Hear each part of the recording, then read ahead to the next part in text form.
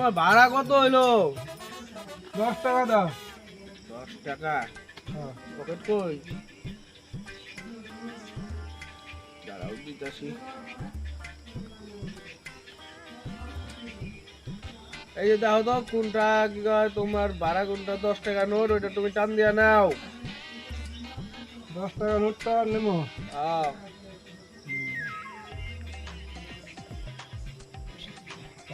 ধরো।